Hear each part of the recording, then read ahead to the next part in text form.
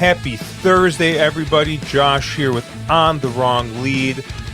Another episode of You Gotta Be Sha Tinning Me, joined as always by Matt Carlson. Matt, this is take 2 of me using this new setup, and I think this'll work out for what we need. So I'm excited to see what other features we have in this. But other than that, how you doing, man? How's your week going? I'm doing okay. We were talking before. My son officially finished kindergarten today, so he's through his first year. He did really well. So I teared up a little bit, but both for the fact that like it's sentimental that he finished kindergarten, and also that I have to be on daddy daycare for the next 3 days. But hey, maybe we continue some lessons. Get a little colors and numbers for who's running, get a little math going for how to calculate fair value odds, and just keep kind of the school year running for the next 3 days, petting some woodbine maybe. So we'll see. Yeah, no, but otherwise doing okay. I think we're due for a heat wave up here, so we'll see if I can not melt with my kid in the next 3 days. Yeah, So. what was the weather today? Yeah, it was like 90 here, which I mean it gets in the 90s in Chicago. That's not like crazy, but usually we're talking like end of July, early August, like where we really get like Yeah, the big heat and humidity and everything. So it's pretty weird for it to be like this. I was talking to our friend Greg, aka Murphy, and he's in Vegas right now for work. And he's been there for I think like a week or two. He's going to be there I think for another week. And if I remember correctly, it's like 110 there now.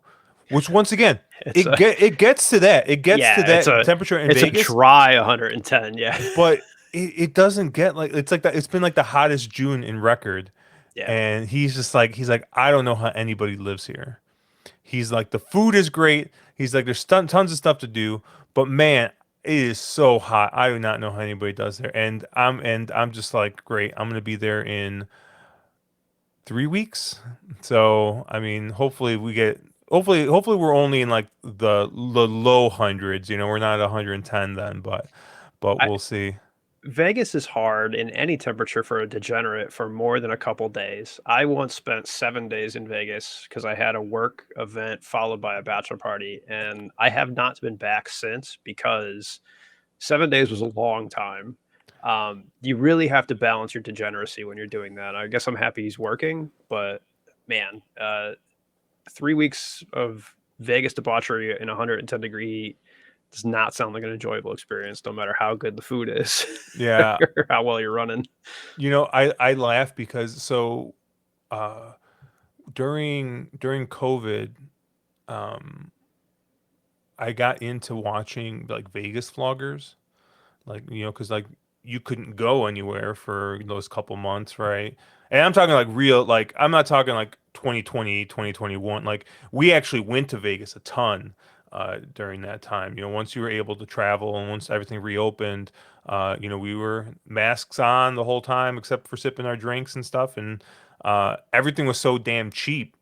We were flying to Vegas for like $200 round trip, uh, and like everyone was just like throwing comp offers and money at us, because nobody was traveling. But like March, April, May of 2020, I started like, I was watching all these YouTube videos, and there was a lot of British people who do the like who love Vegas, right? They love going. But like if you're flying over from the UK, you're not coming for a weekend, right? You're not flying over for 3 days and coming right back. So they'd spend like a week here, and it was always really interesting because I generally I do 3 or 4 days in Vegas, and usually it's like fly in at night and light gambling, right? Or maybe I don't gamble at all that first night. Maybe I just like grab food or something, and that's because I'm watching my theoretical, and I'm making sure that my I don't want to ruin my rating, but you go and just kind of ease into it, and then it's just like just 3 straight days of just gamble, gamble, gamble. And like by the end of that, at the end of that, I'm usually like, okay, I guess I'm ready to come back. And I feel like I always leave like with I always leave wanting to come back. But when I watch these vlogs, like the stuff these people were doing is just like stuff that I would not even think about going to Vegas to do, right? Like they're like going off strip, going to museums. They're going shopping, right? They're going to the mall because there's stores here that they don't have, like they don't have in the UK and stuff. And so like they find other stuff to do, but like you and I are wired differently, I think, than some of I mean, they gambled a Yeah, ton. Don't get me wrong, they gambled a ton. But like I'm going to Vegas to gamble, eat and drink, right? And while I love doing all three of those things, like doing all three of those things for 24 hours, like 24/7, yeah, there's only so many days you can do that, but yeah. I mean, eventually you got to split it up. I mean, Vegas has a lot to offer. I did in that 7 days check out the Pinball Museum, which I think oh, you said nice. had since moved. I highly recommend that. That is a phenomenal experience. Or again, this is a while back. I think they've since expanded, and it's probably Hmm. even better now. But if you like pinball at all, that is a great time. I know my parents go out a lot, and a lot of people go out every year because I think they have some of the um, like the bowling nationals, like the opens, Yeah. is in Vegas every other year. They do like Vegas and then Reno and then Vegas and then New Orleans, and so it alternates, and they attract a pretty good crowd. So there's things to do. My other auxiliary hobbies, but my main hobby is throwing money through a window. So it's 7 days of that gets to be a lot. I don't know how you do That's it. a lot of money through I the don't. window. I don't know how you do it even for 3 straight days. But maybe you're a better gambler than me when it comes to this No, stuff. no, So it's absolutely so it's absolutely the husband wife method where husband goes to the ATM once, takes a certain portion of that money, gives the rest of the money to wife and say, "Do not let me get more money from you." And and then like I always tell her, I'm like, "Look, if I ask you for $100 at the end of the night, that's fine. If I ask you for any more, let's just like no." So, that's the cue. um, yeah. So it's just kind of like, and I only go to the ATM once. I go to the ATM once, and then because I always go with a number in my head, right? I go with a number in my head. Go to the ATM once when I'm there, because you can grab. I forget like what the limit you can even get out of um, the like ATMs at the casinos, right? Like you go to like an ATM at uh like Walgreens. It's like, okay, you can take out $200. You go to the ATM at the casino, like you can take out $2,000. So um but I go once. I bring a little bit with me, usually a little like walking around money, and then I leave a couple $100 in like reserve as like break in case of emergency. What usually ends up happening is I come back, I don't lose all of it. I come back with a couple $100, and that is basically what I bring as my walking around money for the next time, and the cycle Yeah, continues. But there was one time where I got wiped out completely, and I was just like, man, like this is rough. Like in that's when breaking it feels clay, bad. And if yeah, you're running on a bankroll on day one and you got 2 more days and you're like, what am I going to do? That's when you really got to try and figure it yeah, out. You just yeah. That hasn't happened. I think I've run out of bankroll. Like there was once where like it was probably like the second to last day, and so like I don't even remember. I think I'm probably done. I was like, fine. And I ended up, I think, caving and playing another $100 or something, and I ended up running that up to like $600-700, and like I was like, okay, at least I'm coming back with something, and that's not a good lesson to learn, I don't think, but we could sit here and talk all about Vegas, but before we get on to Sha Tin, I did want to ask you how was your Bellatoga weekend? Did you hit anything? You play much? I hit absolutely nothing. I think I officially earned my like merit badge for betting the last place horse in all 3 Triple Crown races this year. Nice. So kudos to me for accomplishing that. That's a feat that's very hard to do, and something that goes usually unrecognized. You know, I think the problem I have with that is Naira piled everything they could into that weekend. And obviously, everyone will go on and say, wow, what a fantastic event that was. What a great weekend it was. We should do this in perpetuity, right? Just make this the Saratoga Stakes, punt Belmont, right? You need to do it in Saratoga. And I guess I'd be cautious for a couple reasons. One, I think it was packed this year because it was a novelty, right? Everyone loves Saratoga, and this was the first time they're doing it. And so, great. You obviously drew 50,000 people. That's phenomenal. But anyone who plays Naira before or after those weekends realizes that that's everything they got. They just lit the entire rack of fireworks and blew them all up within 4 minutes. And you had a great show, and then everyone left. But if you're playing Aqueduct for the next 3 weeks, there's no one left down there. If you're playing, if you were leading up to that, there's nothing left. Are they really going to be able to continue that momentum? Are people going to ship up there? Do you really expect all your horsemen to ship up and back and forth for all those weeks, continuing if they're going to say, hey, we're going to run this boutique meet, for a couple weeks, or do you have to lead it into a Saratoga and then extend it out? And what does that do? So, I don't know. I did poorly. I think I've found that I'm really, really bad at big days. My value in this game is on probably the worse the horse, the more I feel like I can get value out of it. And the less domestic racing I bet, the better I do. So, there's reasons I think why I'm doing well at Woodbine, doing well in Hong Kong, and not doing well at any other domestic track. So, to me, I'm a little bit soured on it. I'm not as excited as a lot of other people because I don't think it's a sustainable thing. But hey, maybe I'm wrong, and maybe it's what the game needs, and people will love it. As long as I don't get crushed by a tree on a Friday, then it'd be all set. But yeah, I did bad, but that's not surprising. I didn't bet hardly at all. I actually went golfing on Belmont Day, so that was enjoyable because I haven't done that in about a year. So it was good. I checked my results and was like, hey, I'm glad I didn't bet because I would have lost a fair bit of money. So get angry doing something else that day instead. There you go.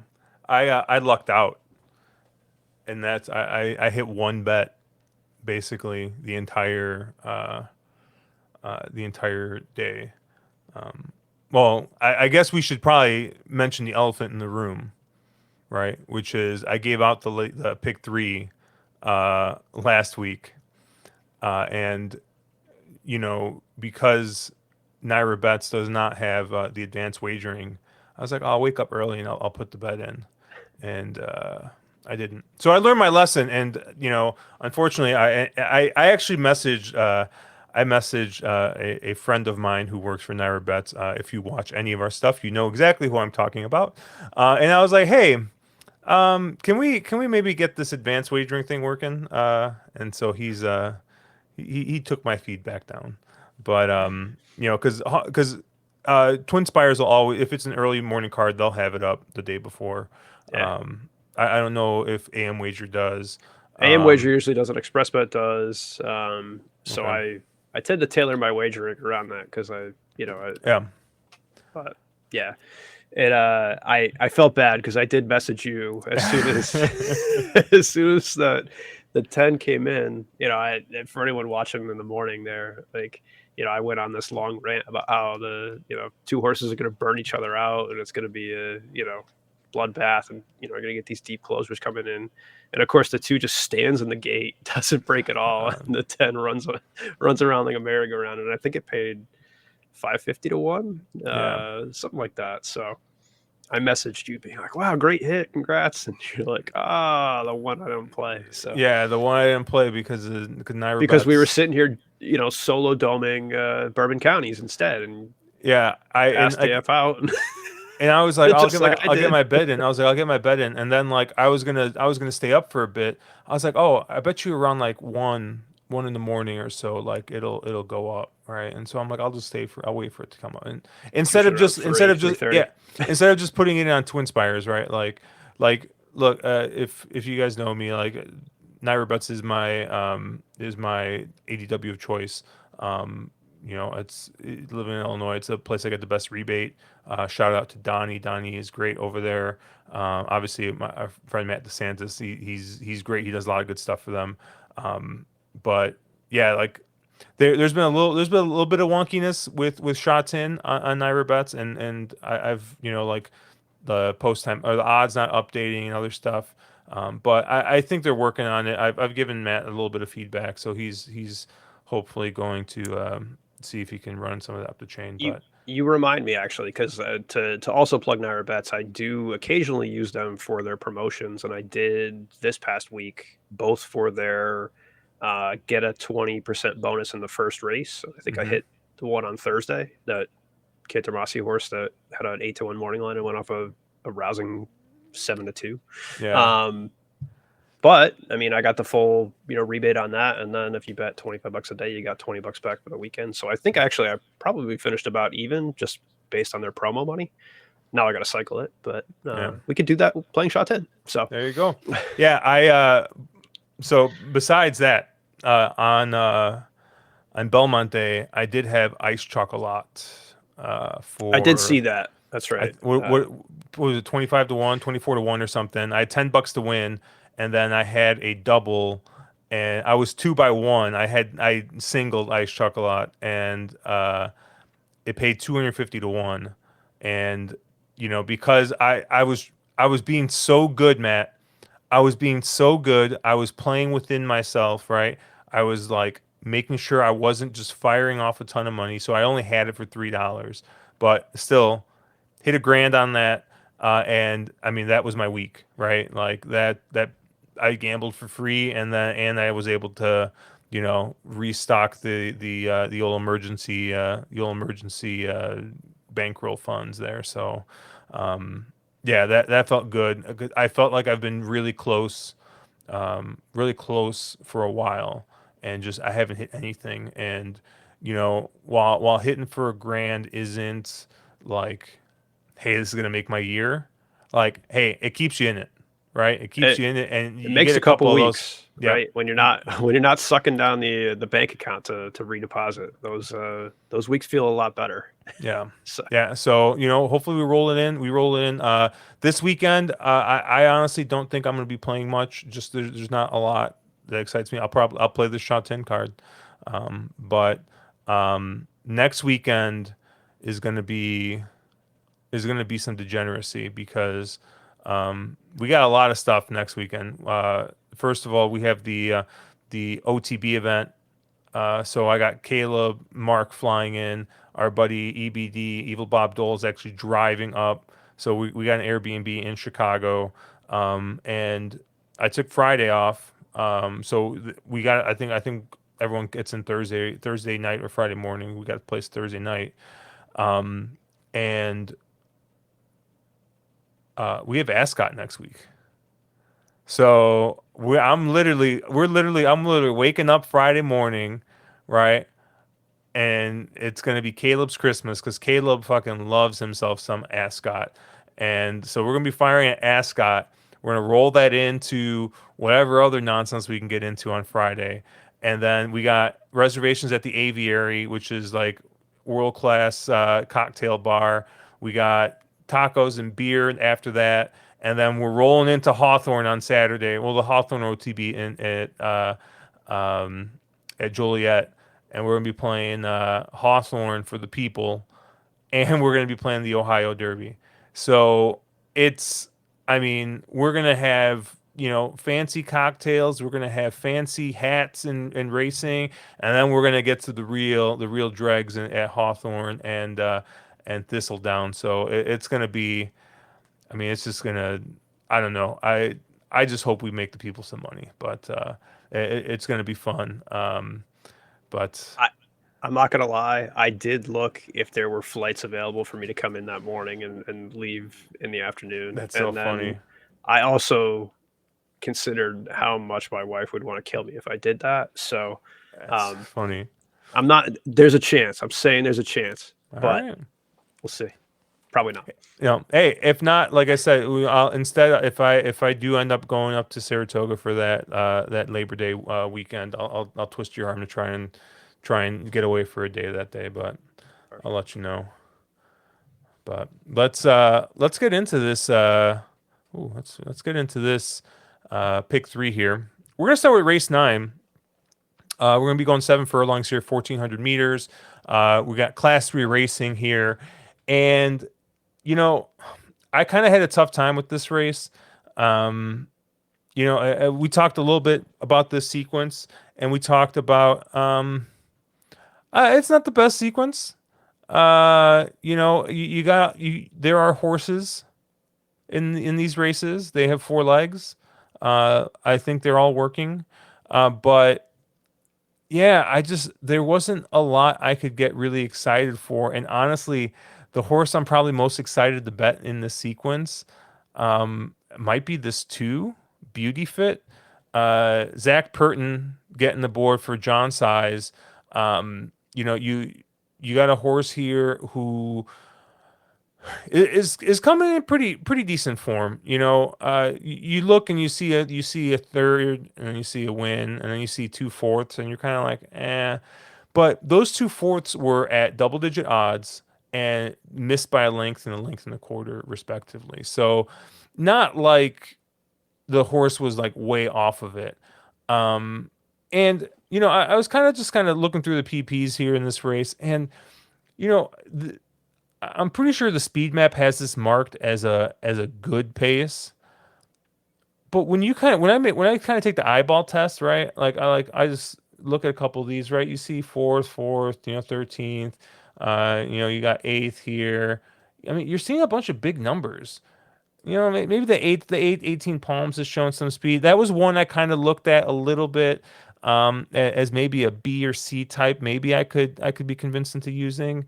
Um, but like as you keep going through here, I mean, everybody is just coming from way off of it. Maybe healthy. I mean, has shown speed in the past at Happy Valley, going 6 furlongs, but recently hasn't shown anything. And while they have this marked as like kind of a good pace, I mean, I actually don't really have much concern about Zach maybe being able to get across from the 10 post and get on that rail and show that early speed. Um, and if you kind of look at this race, this is an interesting race in that this one Patch of Theta is rated much higher than like any of the other horses in this race, right? And you see it in the weights, right? You see the Patch of Theta at 135, and then literally the second highest rated horses is already getting 8 pounds. So, I think the with the weight on the one and the fact that the two is, I think, gonna get the best of it pace wise, and you get a really big jockey upgrade here going from Hamlin to Purton. I really like this two Beauty Fit, and I'm gonna be a single A here, and I just think that this horse has got a lot going for it. This horse hasn't been that far off. I do see the horse is picking up a bunch of weight, but and is getting a slightly worse draw. I think last time it won, was in the three post, is drawn outside, but ran fine last time from the outside post. And if you kind of look at the notes, it looks like the horse at least had a little bit more pace pressure the last two times out. This time, I just don't really think is going to get much of a fight here on the lead. So I like the two Beauty Fit. It's going to be my lone A. Like I said, I did look a little bit at the 18 Palms. I tried to make a case for this one, possibly as one another one that could maybe get the lead, gets the bug aboard, is drawn better than the two. So if the bug does get very aggressive, I mean, I does have the position on the two, but um, yeah, I'm gonna stick with the two, maybe a little bit of the A here. Where did you land, Matt? Yeah, I saw it really similar, and I think the funny thing about Hong Kong is when a horse looks loose, it tends not to be. And I swear what jockeys probably do, and I have no data to back this up, so don't quote me on this, Hmm. or I'll probably get hopefully I get tons of comments on Twitter. But regardless, right? Like you kind of saw it in your pick on Wednesday where you said, "Hey, on paper, Speed Map has this horse loose. It's going to go, it's going to send out, and no one's going to catch it. It's just going to be able to run around." And immediately when that pops up on Speed Pro, you see some other horse start sending and trying to disrupt that. Hmm. The benefit here, I think, is that the speed map has the three about even with the two pressing. And I'm with you.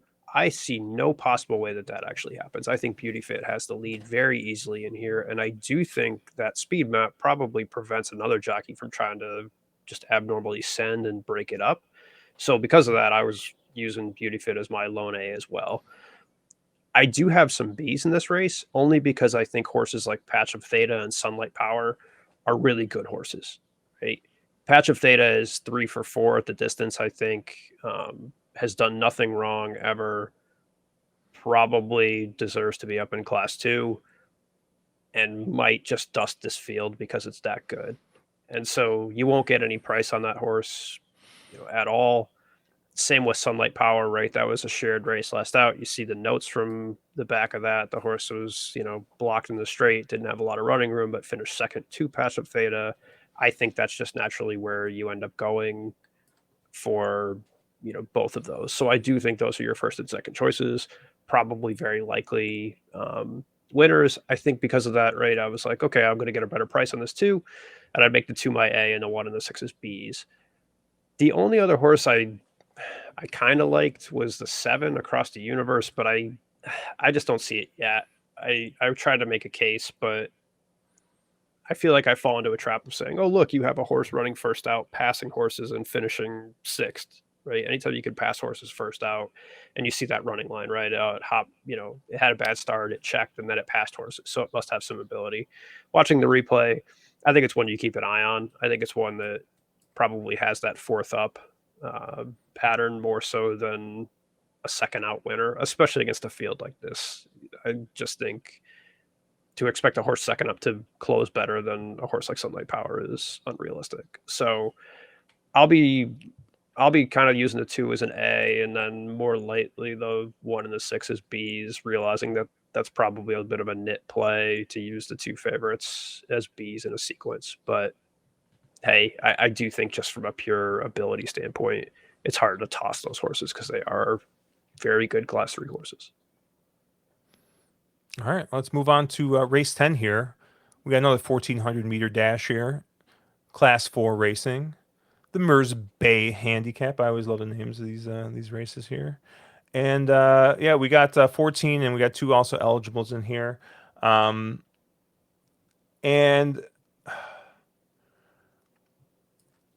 why don't you go first? Where did you land here? I have two A's. I have two A's, and um, I think I'm curious if we land on the same horses again this one, but At least for one, you're already on it. I do like All Riches for a very similar reason as we just talked about with the two. Now, granted, I think if you look on paper, All Riches is lone speed. It's mapped that way.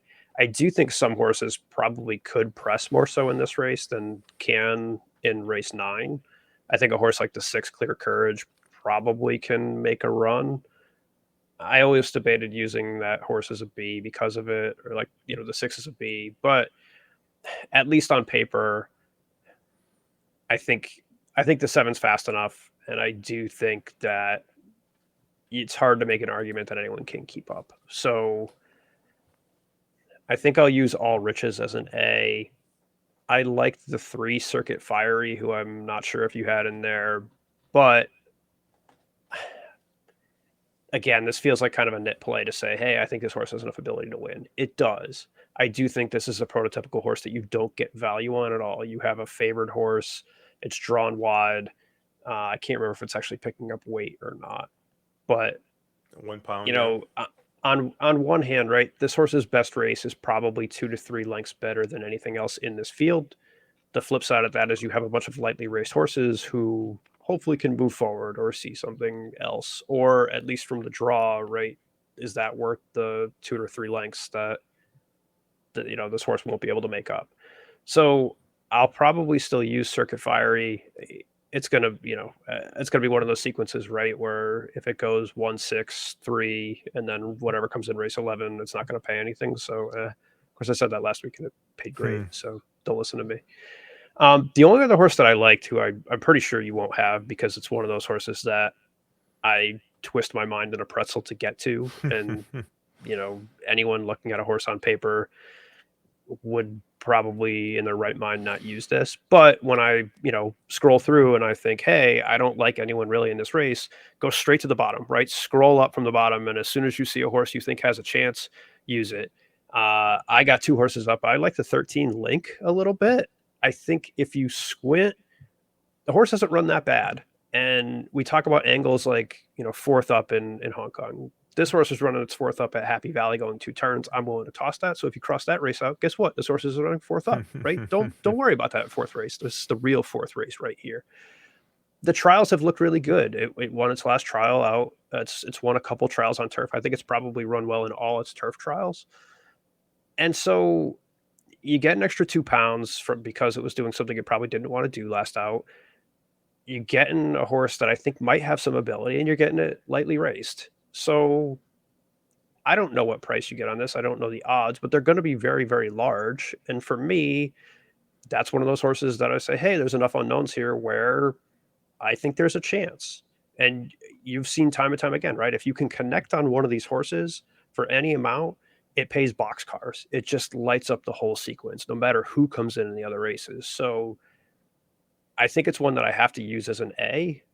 Even when I hit a couple weeks ago on that pick three, it was two B's, but the A in the middle was that 48-1, and it's even for low money, those pay great. And so I think a horse like this is probably one that given the upside, I'll want to key around and use in a decent way, even if it's not your likely winner. Because I just don't think there's too much else in this race. So I'll be probably using the 7 and the 13 as A's, and then Circuit Fiery as a very, very tepid, tentative B. Okay. Yeah, I love the seven. I love a speed horse, right? I Surprise, even wrote that down. surprise. I go, Cherry's going to love this. Yeah, yeah, of course, yeah. And I think you've talked enough about it. Another horse that I'm going to use is the 8 horse forerunner here, and when looking at this horse's races, very consistent horse, and that last race, you know, ran really well, ran a nice second, and what I see in this horse is I see a horse that has gotten put out in the parking lot 3 straight times in a row. 10 post, 13 post, 11 post, and has run pretty well in those. I mean, the first time was 87-1 and finished third. And obviously he's gotten bet down. And hey, if you didn't go to the wedding, don't go to the funeral, right? You're probably not going to get double digits on this horse. I mean, maybe you do, but 7, 8-1 on this horse, I think would feel about right. But now you get a dream draw, right? You're sitting in the 2 post on a horse that's going to want to close. So you're going to be able to get your position wherever you want. And you get Hugh Bowman aboard, right? And like I've said before, I think he's the second best jock you got here in Sha Tin. And no disrespect to Mr. Hamlin, but Hugh Bowman's got like 4 or 5 times the wins that he does on this meet. So yeah, I love the jock upgrade here. I think this is one that's going to get upgraded because of the draw, right? Is drawn much better. And honestly, like looking at the figs on Speed Pro, he's got races that fit in here with the rest of them, and now he's going to get that good draw. And you might look, hey, he had the rail, but he was also going 6 furlongs in that race. And look, lo and behold, they stretch him out an extra furlong, go 7, and the horse is way better, even though he's out in the parking lot. So I think they found the distance this horse wants to go. Yeah, this is the only distance he's got to win at.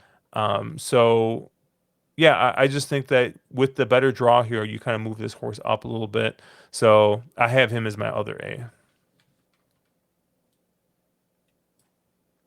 Anything else on this race?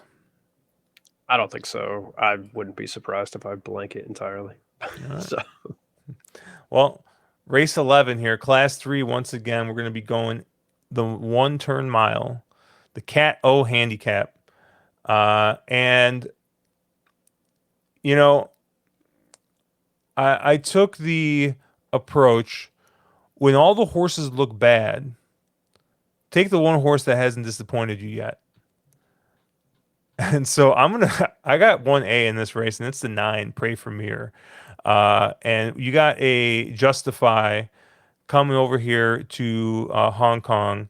Um, Won his first 2 races over in Australia, going 6 furlongs, going 7 furlongs. Has had 5 trials here in Hong Kong. He's trialed well. He's got, I think, a second in there, and he's looked good. But what I do like is that this horse has shown a little bit of speed in those trials. So this was another race that I kind of looked at, and I wasn't really sure who was going to be, your clear cut leader. I mean, the 8 Oriental Smoke, who I have is one of my Bs. I think is probably the horse with the most natural speed of the horses that have run a bunch, but he kind of stinks. So, I'm kind of using him as a bit of a, hey, like this horse has shown some speed. He's not drawn well lately, but he's not drawn great here. So, I reluctantly used him as a B. Whereas this 9 has shown a bit of speed in his trials, is drawn better. I mean, he was heavily bet in those first 2 races at in Australia. So, I'm interested to see what the board says in this race, but I really like the 9. It's going to be my lone A here. I'm going to hope that the Hong Kong faithful just do not want to bet an outside horse. Um, I think the other horse I think that's in here with a shot is the 4 Karma. I think that that last race was really really good. Won by a clear length um, going this trip, and is coming right back. And if this horse was drawn a little bit better, I would probably not have as much of a reservation as I kind of do on him now. He's drawn in the 13 post here. I mean, he's going to be closing, so hopefully he can, kind of try and save some ground. But I think it's going to be kind of tough, from that far outside post. He's going to have to come across pretty far, and he already doesn't really have that much tactical speed. I mean, if you look at his last couple of races, I mean, we're talking 10th, 11th, 12th, 14th, sitting way back there and multiple lengths off. So um, maybe he's going to be able to navigate and sit outside and just stay out of trouble. But I would like to see the horse being able to save a little bit of ground. I don't want to see him going like 2 wide, or worse, 3 wide, no cover the whole way around. So um, I don't know, a little concerned, right? I think with a better draw, I would have him up a little bit more, but I think he's definitely got the talent to win here. So I'm gonna be singling the 9 here, Pray for Mir, and then I'm gonna have the 4 and the 8 as my Bs. What about you, Matt? yeah, I officially wrote down I have absolutely no idea and I'm going to buy this race and I didn't have any official opinions. So I think all these horses are incredibly bad. Congratulations on your Yeah. purchase of the. Unofficially, part of making your own stats is you can come up with a bunch of useless metrics and use those to justify some sort of horse that you want to bet. Did you And the say metric that justify? I'm shaking my head in disgust for those listening and not watching on video. One of the stats that I pull to try and gauge how good a race was is next out winners. How many of the horses running in a given race won their next out effort? And that can mean a number of things, right? It's just a data point. But that race that actually a lot of horses in here do share, the May 19th race for going a full mile, that horse had 2 next out winners. The second place and fourth place horses have both actually won running back. And the first and fifth place haven't run back yet at all. To me, then, that says, okay, if you watch a replay of that race, There were about 4 or 5 horses that were very near the line, and the rest of the field kind of faded out the back. The 11 horse Arrow Invincible was the horse that finished third in that race. And so when the horses that it's bobbing for between second and fourth come back to win next out, that indicates to me maybe this horse has some ability, right? Maybe this race was actually a lot stronger than it might look on paper. I think I use that to try and say, hey, even if it doesn't fit on figs, sometimes those horses aren't running as fast as, they can, right? You can't just assume that every turf race is run like a dirt sprint and the final time fig is going to be what their ability is going forward. If they back that up multiple times, yeah, you could probably use that, and that's where you get some pretty big overlays or underlays rather. But I think at least like if I had to go anywhere in this race, that's where I would go, is to say, hey, this horse is drawn well. It was neck and neck with horses that came back to win their respective races next out. Probably has the most ability in the field. So I'll use that as my A. It's not everything because just on paper, it looks just as average as every other horse, but maybe there's something there. Other horses that I'll use, I think I'll suck out and probably use the 5 because Zach's up and it's a lightly raced Zach horse. And I hate doing that. I don't think it's a profitable angle at all. But that first race is probably just as good, if not better, than anything else in this field. So it should have some room to improve. And it's Zach. Patch of Theta, who I said is obviously a great horse, won that race. So it's obviously a very strong field in there. Okay, fine. Why not? The other horse, I did like your 8 Oriental Smoke too. I think I'll use that as my other B. The reason for that, right? And you said, hey, this horse sucks. It also got a really terrible ride last time. To say it had a tough trip isn't because the horse actually had a tough trip. It got a very tough ride. Nobody told Ben Thompson that last race that when you break from the 13 post, you don't have to keep riding in the 13 post all the way around. And he managed to do that somehow. I've never seen it before. He was wide, stayed wide, finished out the back wide, just all around. I joke that it was the 13 path. It was more like the 5 path. But still, that horse ran an extra 200 meters. It ran a full 1,800. So the problem with that is it's still breaking from a terrible post and it still has Ben Thompson riding. Fortunately, I love every jockey here, so maybe I'll use it just in case he manages to luck into a good ride. So I'll go with the 11 as my A in here. I'll use the 5 and the 8 as Bs. I think I'll probably have a ticket that has every other horse on it too here. So not the best race that this place is carded.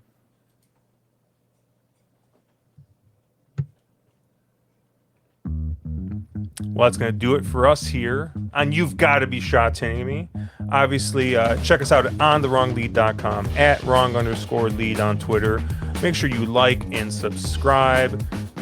If you are watching on YouTube, make sure, hey, if you are watching on YouTube, go ahead and find our podcast feed. It's on The Wrong Lead. Just search for that. Go ahead and toss a review, do whatever.